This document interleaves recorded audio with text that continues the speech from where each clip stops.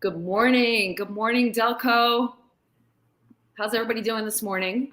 I'm Stacey Mandel, and I'm really excited to launch with you today the very first airing of In It Together. I'm going to say that again, In It Together, In It Together. So it's IIT, it. And I want to tell you a little bit real quick about the inspiration for this show. I lived in Delaware County for over a decade. I got to check exactly how long I lived there. I don't know if it's 13 years, 15 years, something like that. And I live in Philly now. I've just been living here for the past 2 years. I moved out during COVID. But I was invited to do this show, to do any show actually.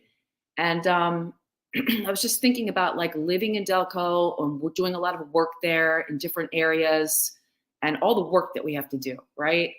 Because you walk around in this county, and there's a lot of extremes.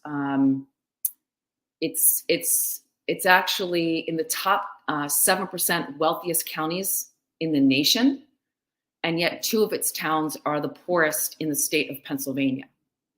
So, I'm always like, how do we fix this? How do we make it so that everyone's, really living the life they want to live and has what they need to live life? And it's not easy when we're all doing things, we're all working hard, we're all compassionate people, and we want to help, but our systems are really entrenched because they've been around for a really long time, and they've also been designed in a purposeful way, so they're not easy. It's not an accident that they're not easy to dismantle. And then you can't just work on one system. You have to, when you start working on one, it's just really connected to another one. So it's not simple to do this work of us really being, interconnected in a way that's equal. I don't know how else to put it, equal and right and just. So I thought, well, what about just trying to amplify our natural human qualities of mindfulness and compassion and gratitude. Mindfulness, compassion, and gratitude, and just offer some basic, easy practices, real bite size that we can just use right after one show and just try to put them into our daily life a little bit more. And then also have on certain guests who really get it. And here we are. So I'm pleased to be with you. And I won't, without further ado, I'm a little bit nervous. Oh, and I also want to mention that I'm thankful. It's a thankful, thirsty Thursday. Thankful for this Thursday, and also we're thirsty for this empowerment. It's not like a partying, let's drink kind of a thirsty. It's like thirsty for unity in the community. All right, now for real, I want to introduce the very first guest, who also happens to be the founder of CMP Radio. And the person who invited me to do this podcast, Jean-Pierre Bryce. Uncle JP. Yeah. Welcome. Good morning. Good morning, Stacey. How are you? Nervous. Nervous? Don't. I keep telling you, don't be nervous. It's okay. Matter of fact, it's okay to be nervous. Be very nervous. Be very nervous. Yeah. Absolutely. Yeah. Butterflies. Yeah. I still get them 5 years into it before I do a show, before I do anything. My hands are sweating. I'm rubbing them constantly, right? So nerves are good. Nerves let you know you're alive. If you say so. Yeah, absolutely. So I want to get into the mindfulness, and I want to get into the compassion and then the gratitude. But first, I wanted to just ask you to share with everyone how you got into CMP Radio. How did you get to be the head of it? What is it about? What are the acronyms CMP? So first, the acronyms for CMP, cultivating mature positivity, constantly making progress or consistently making progress, changing media's perspective, Chester-made products. Like there are so many acronyms or different phrases that can be put, changing minds powerfully, right? There's so many things that can be put with CMP, and it was a labor of love. You know what I mean? Like I got into radio at a time in my life where I didn't know what I was doing or where I was going. I was lost. I went to therapy. Shout out to Leroy Ambrose. I went to therapy, sat down with him, And he asked me, he said, what do you want to be when you grow up? And I was already 36. And I didn't see my life getting to that point of being 36 years old and not knowing what I was doing or where I was going. Honestly, I didn't think I would live to see 36. So when he asked me what I wanted to be, he then said to me, he said, because you're still 16, you're still a child. You still behave as a child. You still act as a child. The energy you give off is very childlike. 16 inside of a 30-year-old, yep. Right? And I was like, wow. And then I thought about the things that I was doing, the lying, the cheating, the playing in the streets.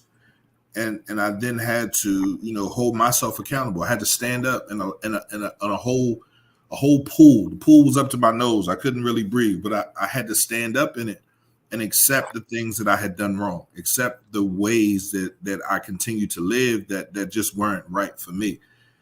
And I remember going home and calling my aunt and asking her, I said, what I wanted to be when I was 16 years old. And she said to me, she was like, I always thought you would be a broadcast journalist.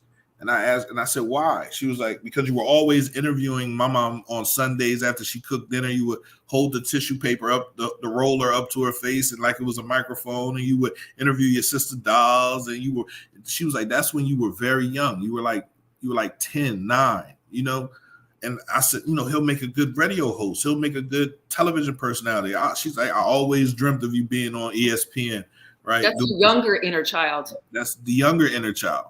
And then when I went to college, I majored in communications. You know what I mean? So it was there. I just didn't notice it. I always wanted to be on radio. There was a time, Power 99 was looking for the next Buck Wild.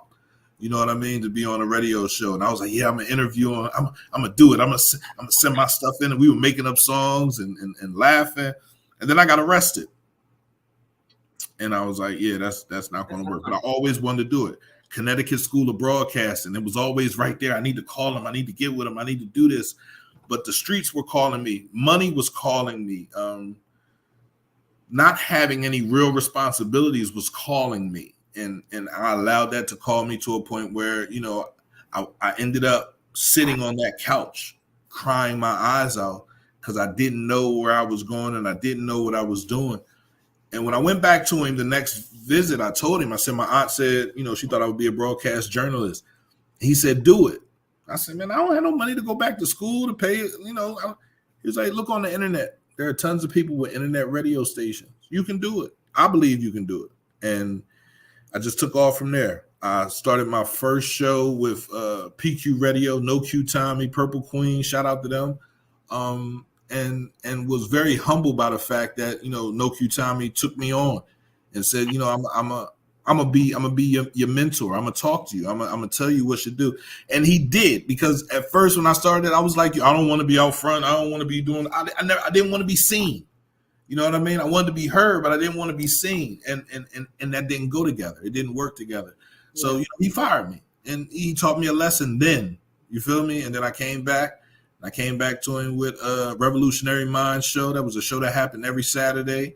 And, I was ready, but I understood I couldn't start a radio station with just me. I needed other shows. I needed other people. So, I reached on the Revolutionary Minds. I reached out to other people to come along with me in my dream.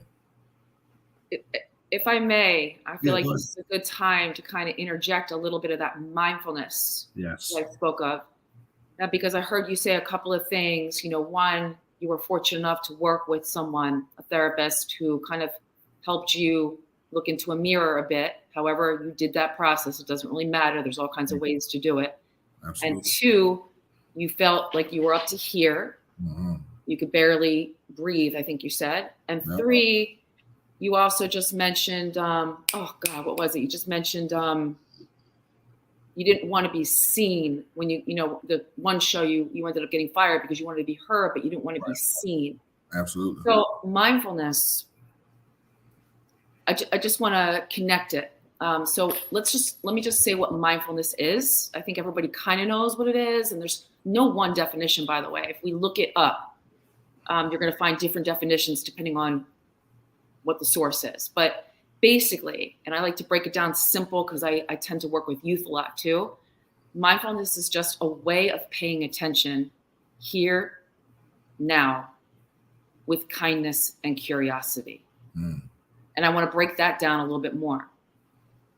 It's paying attention. So we don't have to do anything because we were born with the innate ability to pay attention. Infants, when they're born, this is all they're doing, right? Is looking around and then paying attention here and now. We're not usually here. Right. We're usually partially here, but we're also distracted by the noises outside the window, right? We're thinking about what are we going to do next? We may have heard someone just say something and we're like, we want, or we're in the past even with things that we've done wrong, mistakes we've made, and we're still beating ourselves up or whatever it is. A lot of ways that we could not be here and now. So mindfulness is not saying you have to be 100% here and now, because that's not realistic at all. Right. But just training our attention span to be more here now. That is helpful. And then the kindness part, doing this with kindness. I don't mean please or let me help you. I don't mean that kind of kindness. I mean just the basic, put your hand out and can you meet what's here now? Absolutely. If you're in danger and your life is being threatened, you're not going to meet what's here now. You react. Right. You stay alive. You do whatever you have to do. But if it's really uncomfortable, if it smells disgusting, if it needs to be changed, it's not just, it's not fair. All of it, if it's not life-threatening, can still be met. Mm-hmm. Even if you can't shake hands with it, you can nod at it. Right. You acknowledge it in the moment. So that basic kindness. And with practice, that can become more of the handshake. It can even become an embrace. All right. But that takes a lot of practice. It does. It does. And then the final part is meeting it with curiosity. So by that, thinking about how our minds are pretty much always made up. And that's just natural and healthy. We've gone to school. We've had parents teach us stuff. We've gone to our places of worship. We've tasted broccoli already. We're conditioned totally to be expected, but we can notice our edge, like our wall, like I know. And mindfulness is just a way of like saying, okay, I can notice my edge and let me just soften and just be a little more porous, let a little more in, not know everything, because that's where the possibility is. Yes. And then we're doing all of this. We're doing this. Why are we doing this? Because this gives us the power to choose versus auto default mode. So that's what mindfulness is. Right. And I was going to maybe offer us a mini practice right now to try out. Let's go. If everybody's listening, okay, this is for you, Uncle P. This is for me. This is for anyone and everyone. So, by the way, if anybody's listening, watching, and you want to grab a pen or a pencil, you could jot down some notes. You could do this, though. You could do this if you're driving. It's all good. Okay? This is just a mini mindfulness practice. I call it the mindful check-in. Okay. Mindful check-in. So just however you are, wherever you are, I invite you to bring your attention to your thoughts. So just see what you notice. And as soon as I say that, you might notice there are no thoughts. So just maybe the mental activity that's here for you.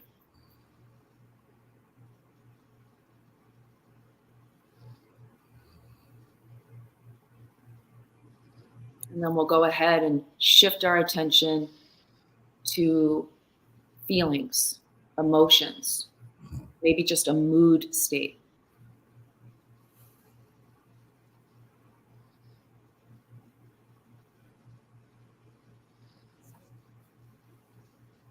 And then we'll shift our attention to our physical body. So it might be certain areas of the body communicating, or it might be just your overall energy. You can scan your body. Just see what you notice.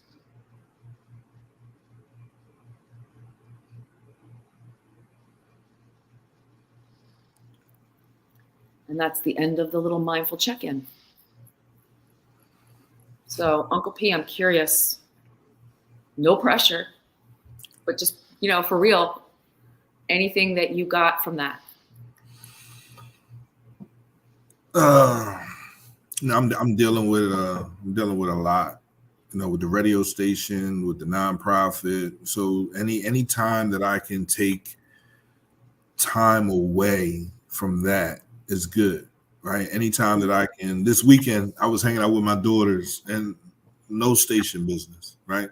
For 5 years, I feel as though I have been enthralled in the radio station, trying to understand what I'm doing, right? Trying to get it done right. And I'm not going to say neglect, but I have not been the father I should have been to any of my children over these past 5 years. So when I take time away from the radio station, I'm interrupting you. I'm taking a risk, but you told me to Okay. go with my gut. Go ahead. Is this what came up for you in that mindful check-in? Absolutely. Okay. Absolutely. Because I don't want to dwell on the things that are bad, right? I want to dwell on the future and what I can fix. But did that come up in your thought check? In the thoughts? In my thought check, absolutely. At my kids, that was the first thing that came up, right? Okay. So having to be the father that I want to be, the father that I know I can be, is very critical to me. So the reason why I'm going back to what came up for you in that particular practice is because the mindful check-in is not so much, I didn't offer it so much because it's like a relief of stress. Right. It's more of a way for us to reconnect with ourselves and go deeper when we're busy, like you said, with the outside stimuli, running the radio show, catching the bus, talking to our kids, whatever we've got going on. And this is a powerful tool to pause everything and take 1 minute to connect and listen to the thoughts or see the thoughts running across our brain, to connect to our emotional state, our mood, also see what those feelings might look like or where they reside in our physical body. Are we tight? Are we tense? Are we clenching? Check out the body. What is the body exhausted? And kind of just use it as a little impetus for what do I need? Or what do I want? And it can be like the first thing that comes up, it's okay if it's like a big thing, like I need a new job, right, or I need a divorce, or, I need food, I'm starving. That's okay because it's real, it's authentic. But then we say, what's the next sane step? Is there a next sane step? What's my next footstep? If that's really what I need. Right. We ain't going to do it all, right, with one person. We're not going to do it all with one practice. Right. But this was just a basic one. And I got lots more up my sleeve, but we got to save those for other episodes, right? Yeah, let's go. Everyone's got to tune in next time because I've got tons. All right, so why don't we, let me check the time here because, I want to shift a little bit into compassion.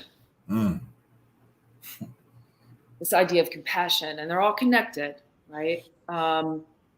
So I have a quote here. Let me find my quote for a second. Basically, the compassion, it's not really a quote, it's more the definition that it actually literally means to suffer together. And emotion researchers define it as a feeling that arises when you're confronted with another's suffering, and you also feel motivated to relieve that suffering. So there's a difference between empathy and compassion, and it sometimes is vague, right? The difference between the two. Right. Like, how would you describe empathy? I think empathy is a person going through that trauma and knowing how that trauma feels and trying to relate to another person that's also going through that trauma. That's how I put empathy. Yeah, exactly. So it's like an understanding of somebody else's feelings, right? A complete understanding. Yeah, right. But compassion takes it one step further. So that's the difference. Okay. Compassion also is empathetic, but it's accompanied by altruism, Right. which is basically a desire to act on that person's behalf. Mm-hmm. You see someone in trouble and you actually feel like pitching in, not Absolutely. just listening or just feeling what they feel. So I wanted to explore this a little bit more. Go ahead. But maybe I'll ask you a couple questions too. So like compassion, you mentioned like life being kind of hard right now. You mentioned messing up in the past. Kind of a deep question, personal question, but I'm wondering, do you have compassion for yourself? And if so, what does it look like? If not, what's that about a little bit? I didn't have compassion for myself up until my therapy. My first therapy session with Leroy Ambrose. Then I had to learn, and he told me how important it was for me to have compassion for myself, because if without compassion for yourself, you can't live properly. Can't you just get it from someone else? No, you can't get it from anyone else, right? And as much and I'm still learning to accept compassion from other people. You know what I mean? Because I can't say I've been burnt. I haven't handled it correctly in the past. You know what I mean? And I don't want to hurt anyone, right? Now, I might lash out, we might argue, we might fuss. So me learning this over the last 5 years has really put me at a different point. I'm not the same person I was then, now. You know what I mean? Because of compassion, because of the compassion that I have for myself, because of the empathy that I share with other people. So when you're in a moment of suffering, pain, and you're suffering. Oh, I cry. Right. I cry every day. What is the compassion, which is the deep connection over how you feel, combined with wanting to help? What does that look like? It looks like CMP radio. It looks like I keep moving. It looks like I keep pushing. I don't stop. I go through a ton of things daily, as everyone does. But why did you say it looks like CMP radio? How does that connect to the compassion? The compassion is understanding that we all need to be heard. We all need to have a voice. We all need to talk. We all need to vocalize where we're coming from, and people need to understand how we view life and how we see life. So that's what I feel like CMP radio is. It's a place where anyone can come and talk. It's a place where you can have that safe space to say, this is how I feel. I don't like this. I don't like that. I don't like how this is going on. So for me, that was a big deal when I first started the radio station. Like that was huge because when the radio station first started, it wasn't about podcasting and anything else. It was about my kids being able to talk. You know what I mean? I need them to talk to me. I need to know what's going on. I need to know what they're into. And that didn't happen the way I wanted it to. It happened in other ways, but starting CMP radio, it gave a whole community a voice, and then, to be out there in the community and understand I didn't have this when I was coming up. So I'm going to give it to you. I'm going to give this to you. I'm going to give you a voice. I'm going to give you a place. I'm going to give you a seat. I'm going to give you the radio station. And I do that for everyone. Yeah. And you're doing it for everyone. And you're really, really hitting that home. Like that's kind of like, hear that loud and clear. And then there's a little part that I hope you hear, that you're also doing it for you. So Absolutely. Like, this isn't just for everybody else's voice. This is for you, that inner child, however old you were when you used to perform, 6, 5, 8, this is for you. This is you helping yourself too. So anyway, cry, right? Well, I don't want to make you cry, but it's okay. I'm used to it. Yeah. So real quick, what do you love about this job, this career, this path with CMP? What do you hate? And we're going to get into a compassion practice right after. right? I don't hate anything. I dislike. I have a heavy dislike. I have a heavy dislike for not having enough money to do this the right way. You know, I have a heavy dislike for not for people, because people are people. An individual will do whatever that individual wants to do, and I'm not here to control that individual. So I never have a problem. I don't have a problem when people leave, when radio stations, when they go other places and do other things. You know, I take a lot of pride in understanding that, you know, and I talked to Leroy again, and he said, man, you're the grandfather of so many different things in the city.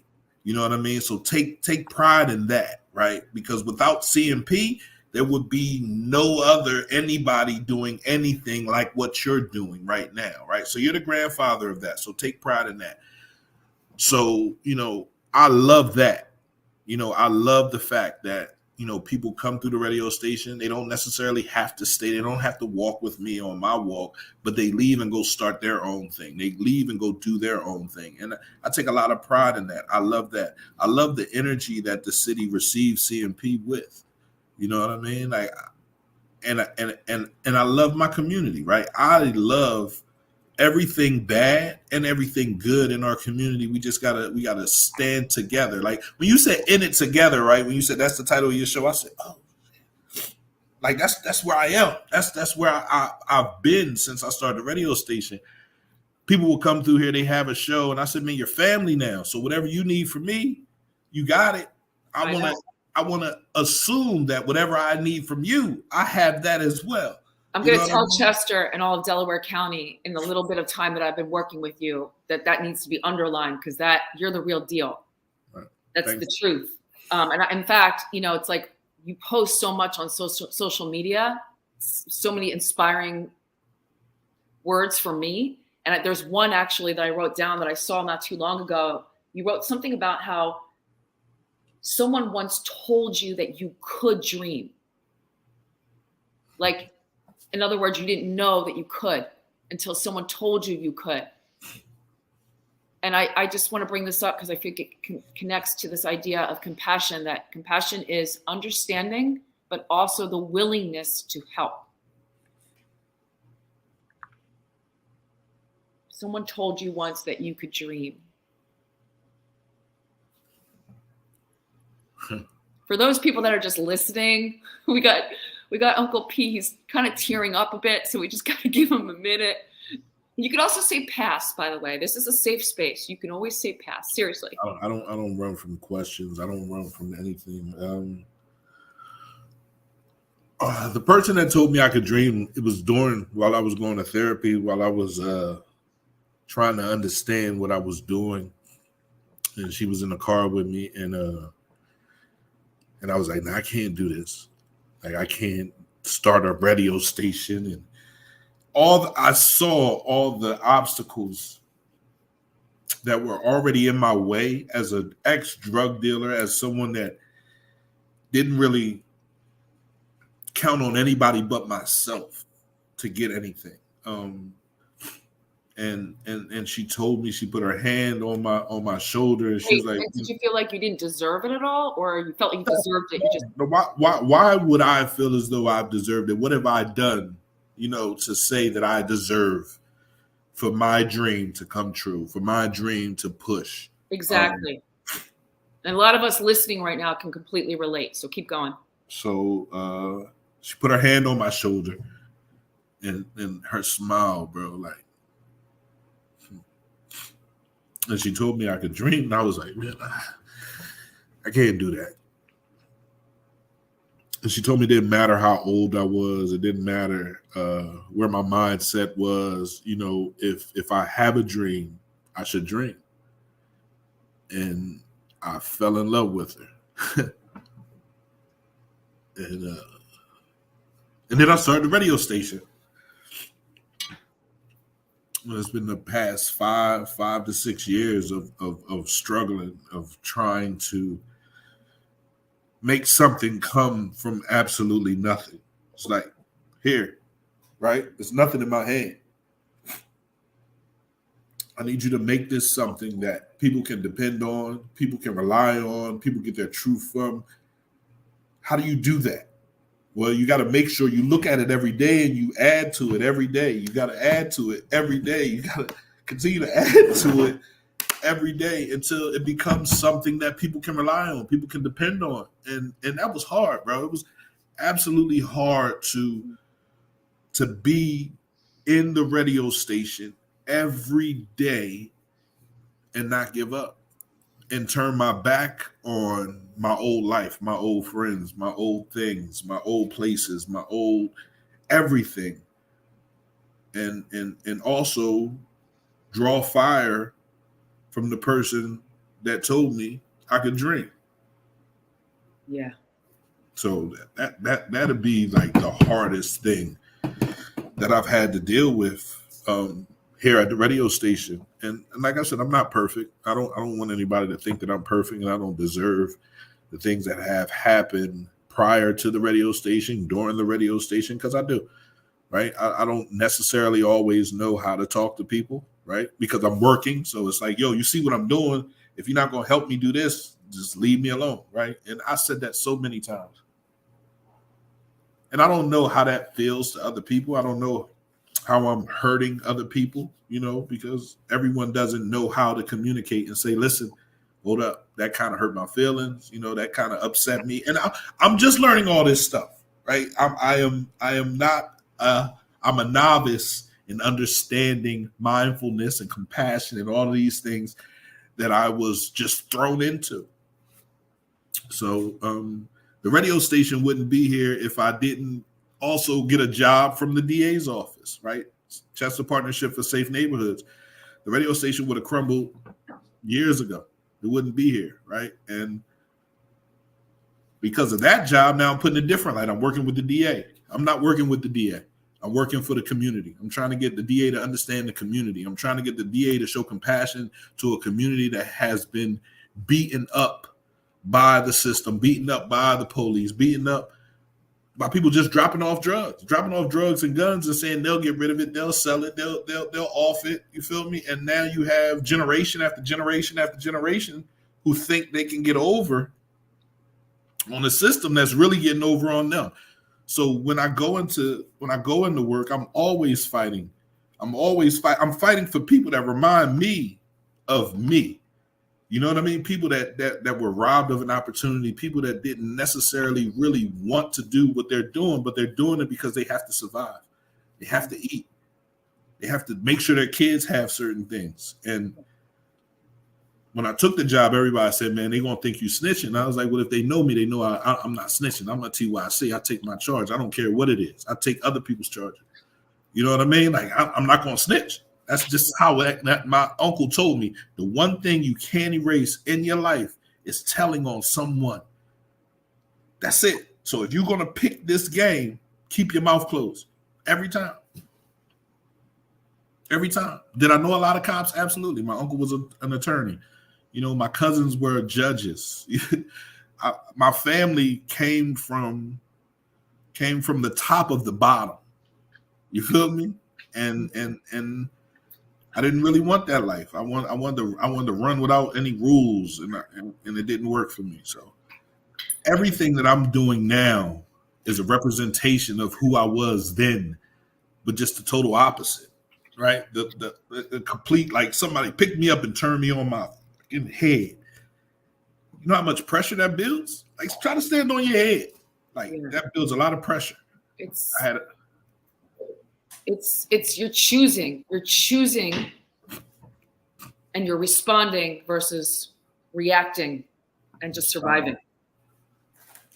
It's a lot easier to just react, right? It's a lot easier to just let our environment dictate what we do and just survive, because we do need to survive. It's like, that's the priority. It is like standing on your head upside down, trying to actually choose. And unfortunately, tragically, and I say this with anger, it's not the same for all of us. It's not. It's like way more difficult for some of us than others. who have the privilege to choose can choose even. A lot of people are walking around, they don't even have, it's really survival. You don't have the option to choose. So I want to talk about compassion again with that, lens as well. People who might be listening to this, people who we know we're judging what they're doing, the choices they're making, or what we think are their choices, are wrong or not good for them, not good for others, yada, yada. That may be true. Some of us, though, when we want people to make a good choice, it's actually not fair. Right. So I say that to youth as well a lot. When the adults say, make a good choice, like if you're just using a certain part of your brain, which is called the amygdala, to basically just react and stay alive. It's our fight, flight, freeze part of the brain, which is our most primitive part of our brain. It's the part of the brain that we as humans had fully developed when we were just initially wandering the earth and, hunting our food, right? And running away from storms and just finding water at the nearest stream. We were using that part of our brain all the time. And it got really strong. So that's the emotional core center of the brain. Anytime anything big is going on, emotionally, especially if we're scared, if we're angry, if we're worried, and that might be from literally how are we going to pay the bills? And for other people, it's more just like I'm sitting in traffic. But all of us are human in that way. This part of the brain is just going to keep going off. And so we're going to not choose because we don't have any ability to choose. All we can do is stay alive. That's it. So that's one part of how I want to talk about this idea of compassion, because we need to be compassionate. We need to be empathetic about that. And then compassionate, we need to help people. It's not enough to just understand. Right. We need to do something. So it's not the same people. And we all know who these people are. It's not the same people always in that situation. So that's one. Two, I want to shift to compassion practice. Whoever you are, whatever you're doing, whatever mistakes you've made, you've mentioned your mistakes. I've made a lot of mistakes too. I got into a lot of trouble when I was young because of my white privilege, because I was who I was born to, all the opportunity given to me, the platform of those that I stood on. I never really went too far. I didn't fall too far down. But I very, very easily could have, had I not just had the luck of being born to who I happen to be born to. And it's never left me. It doesn't leave me any day. But I want to say that, getting off topic, I want to get to the compassion practice. I don't know why I brought that up. Compassion practice. It's about mistakes. It's about mistakes. Yeah, so right. When I think back too, like I have my own demons, right?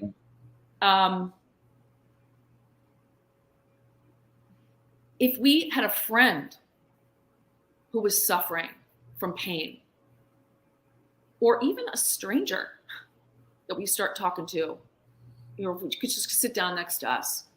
If we noticed they were suffering, we would, most of us, or let's just take it for granted, right? That we would be empathetic, right? We would respond and hold space for them to share what's going on.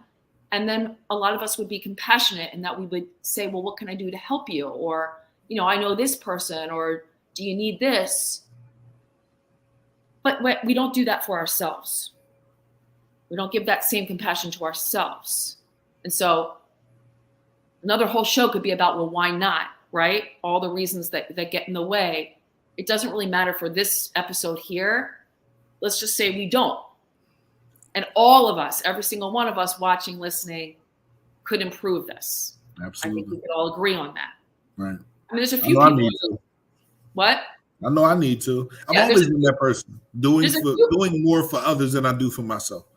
Yeah, I mean, there's a few people out there who've really got this down, and they are like all about self-love, right. And they just always compassionate. Maybe there's a few of those people out there, but I'm not one of them, just because I'm hosting this podcast. So I want to offer this practice here, and it's just called a self-compassion break. A self-compassion break. Okay. Just a little mini exercise that you can do wherever, whenever. Okay? So we'll just kind of get a little still. Just settle into your seat. This will take just a few moments or a few minutes. And just feel yourself connected to the seat, or if you're standing or if you're walking, you can feel yourself connected to whatever surface you're on. And if it helps, you can connect to the feeling of your breath. You don't need to breathe any differently, but just see if you can connect to that natural rhythm, that felt sensation of the breath moving in and out. This can be like your anchor. And I invite you to bring to mind a situation in your life that's causing you stress or pain. Pick one situation. And I welcome you to think about the situation, feel how it makes you feel. Feel it emotionally, maybe even physically.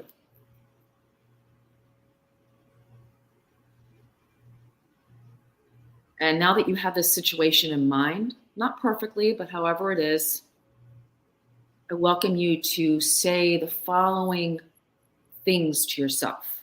You don't have to say them exactly, just the idea. You can just say, this is a moment of suffering. You could also instead say, this hurts, or this is stress. You could say, ouch. Ouch. Ouch, ouch. So it's a basic acknowledging and meeting, and acknowledging it out loud in your mind or out loud like you just did. And then I invite you to say, suffering is a part of life. Because suffering really is an unavoidable part of life, by any human being on this planet, at least. You could put a hand over your heart, so we can actually take a hand, put it over our heart space, or two hands. Some people feel their heart in their gut, so you could put a hand on your gut if you want. Some people like to just kind of go like this, two arms wrapped around in an embrace. Right. It's what people can do. It's just an option. And instead of suffering as a part of life, a couple other options which might resonate with folks are, you could say to yourself, other people feel this way. You could say, we all struggle. You could even say, I'm not alone in this. Or I'm not alone.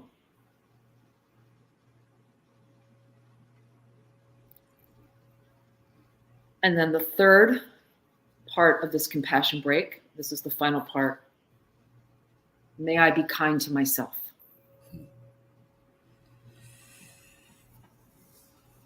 Again, feeling that physical pressure and warmth from a hand over your heart, that could be enough. Or just that word, or just those words, may I be kind to myself. You could also substitute, may I forgive myself, if that's better. You could say, may I be patient. Play with what works for you.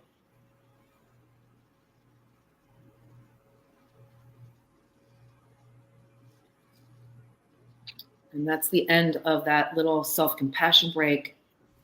And the goal there is not to fix the problem, of course. The goal with that practice is that if you practice it again and again, that we might get some relief. So step one was acknowledge the moment. This is a moment of suffering. Step two, it's universal, right? Suffering is a part of life. I'm not the only one. Step three is, may I be kind to myself.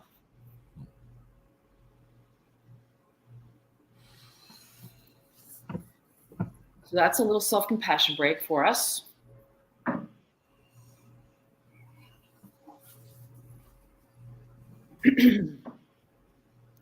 And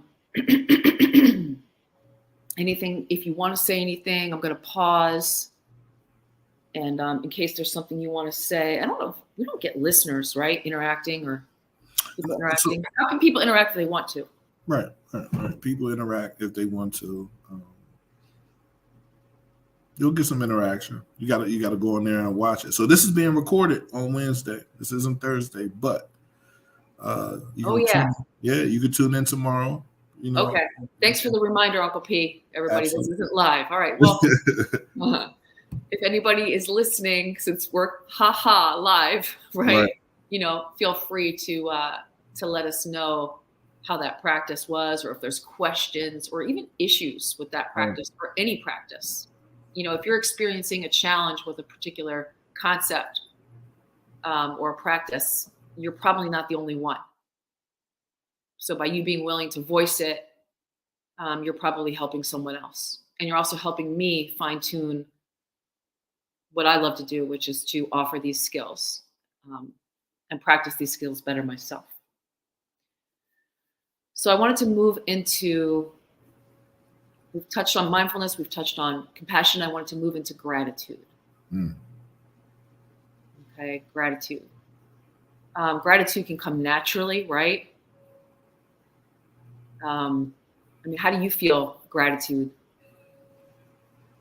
I feel like I have an abundance of gratitude, right? And that's for everyone, because I can't do this alone. That's for everyone that has given me a second, a minute, an hour, a day, a week, a month, a year of any kind of support to push CMP and to allow me to, grow through this. I don't go through anything. I grow through it. You know what I mean? And life is funny like that, right? I really, if you would have told me at 22 that I would be 43 years old, I would have told you you're a fool. There's no way. All the stuff that I'm doing, is no way possible I'm going to make it to see 43, but I'm here. And I am so grateful for every opportunity and every obstacle. I'm literally grateful for the obstacles. I've never, ever been grateful to have any obstacle in my way. You know what I mean? Because I understand things are going to pop up, things are going to fall off, things are going to be there. You feel me? And it really doesn't, it doesn't, throw me left. You know what I mean? I'm capable of continuing to move on through every obstacle, through any obstacle. So I'm grateful for every obstacle. I'm grateful for every decision. I'm grateful for every indecision. I don't overthink anything. You feel me? I don't overthink anything, but I am grateful for every opportunity. Yeah. Thank you. No problem.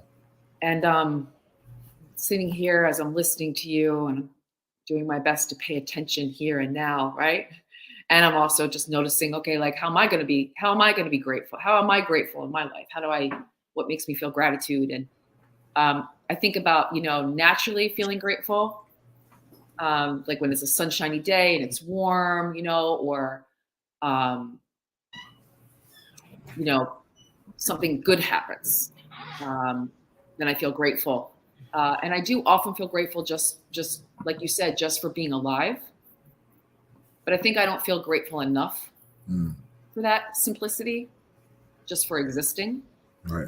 So I wanted to get into a few little concepts, and I had a practice. Maybe I'll offer a couple practices that we can all practice to intentionally build our gratitude. The science does show that gratitude leads to happiness. Yes, it does. Specifically feeling gratitude. So one quote I pulled out here that I wanted to share is from the Dalai Lama. And he said, "Let us try to recognize the precious nature of each day. Let us try to recognize the precious nature of each day." So I heard everything you said, because that really was about what he says, right? And then I have a real specific practice here that maybe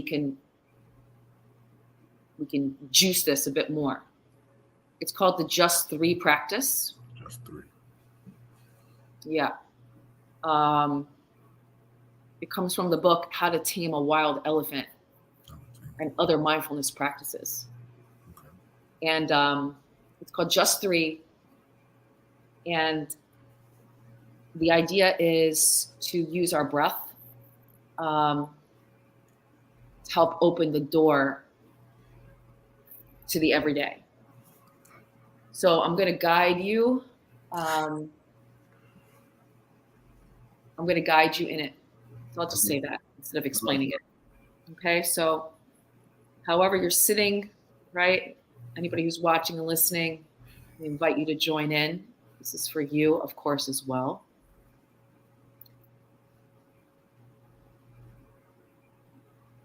And I'm going to invite you to take, or actually I'm going to invite you to not take your breath anyway. I want you in a moment when I say go to drop everything, to let everything go, all thoughts, everything, distractions, for just 3 breaths. Go.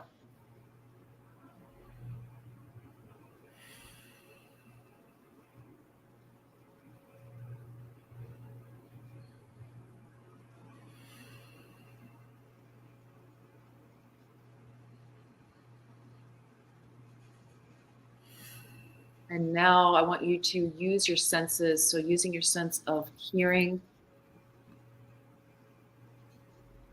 open up. Using your sense of smell, open up. Using your sense of taste, however your mouth tastes right now. Using your sense of touch, whatever's against your body or your skin, even the air, feeling of your clothes, whatever you're connected to. And using your sense of sight, opening up to light, colors, shapes, patterns.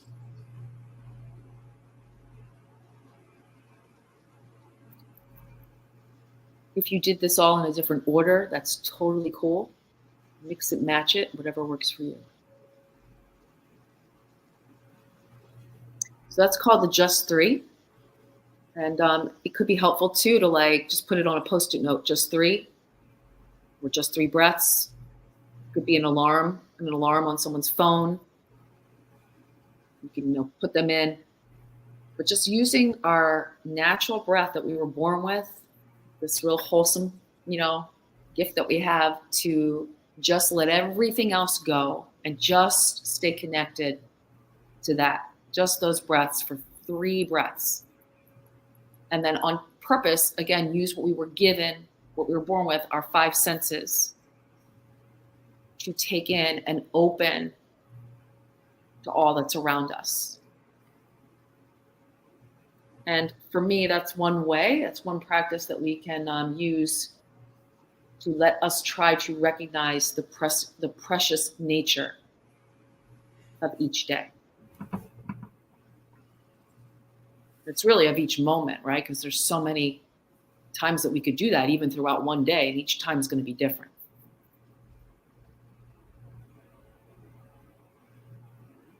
Okay. Absolutely. What are you smiling for? Nothing. I appreciate this. Okay. I needed it.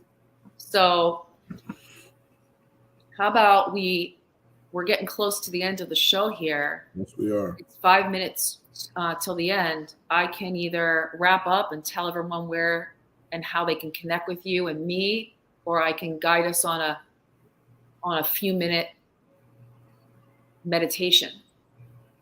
Let's meditate. Okay. Just to be quick.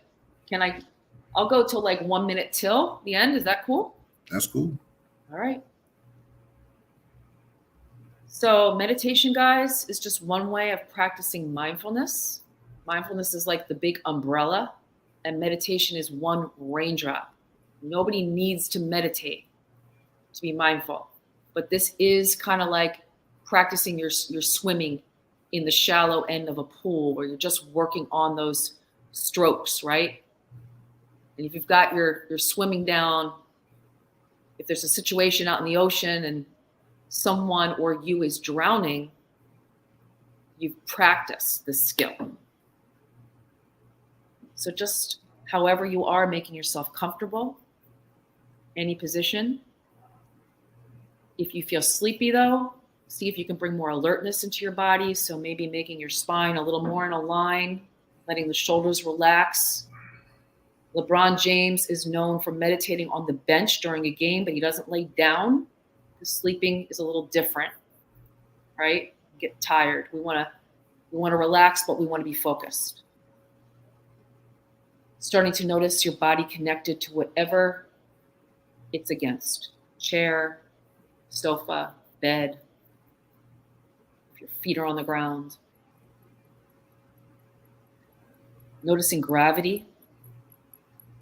So gravity is this invisible force holding you down, pulling you downward. See if you can feel that in the weight of your body.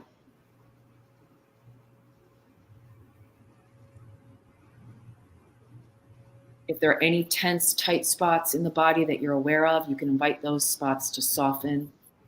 Usually it's the jaw. Maybe the shoulders can drop a little bit. Maybe the belly can be softer. And I invite you to connect with that feeling of your breath. So just notice where in your body do you feel it moving. It might be the nose. It could be the chest. Perhaps in the abdomen. And I invite you to take a few moments to connect and allow the breath, the expansion and the contraction, your own pace, your own rhythm, to serve you like an anchor. You can drift and just come back.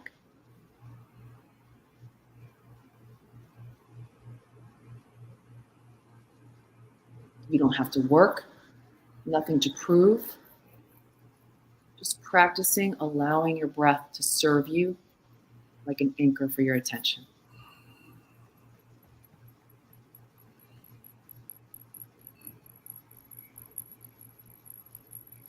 And as you're ready, coming out of the practice, wiggling fingers, wiggling toes a little bit. If your eyes were closed, slowly letting them open. Just taking a few moments to reintegrate. And we can talk in other episodes too if the breath isn't safe for some people. That's fine. There are other anchors we can use. But I want to wrap up by thanking you, Uncle P, for giving me the opportunity for the IT show, In It Together. We are all in it together. And how can people connect with you if they don't know? If you don't know, right? At cmpradio.net. That's the email. My phone number, 484-802-2383. Everybody always say, why you always put your phone number? How else can they get in touch with me? They got to call me. Remember, right? This isn't just for people in Chester. This is for everybody. Delaware County. This is Delaware County. This is Philadelphia County. This is Pennsylvania. This is America. This is all over the world, right? So I don't have a problem with anyone calling me. If you got an idea for a show, if you want to come through, if you want to help me out, anything. I take on all newcomers, and I'm not judging anyone. Like the station is an open station. So your lifestyle, what you're into, what you like, you can come through and you can talk about it. Because there are other people that like what you like. You're not alone in this world. So beautiful. Okay, thank you. We'll see you next Thursday, same place, same time, 10 to 11 a.m. We're in it together, everybody. Peace out.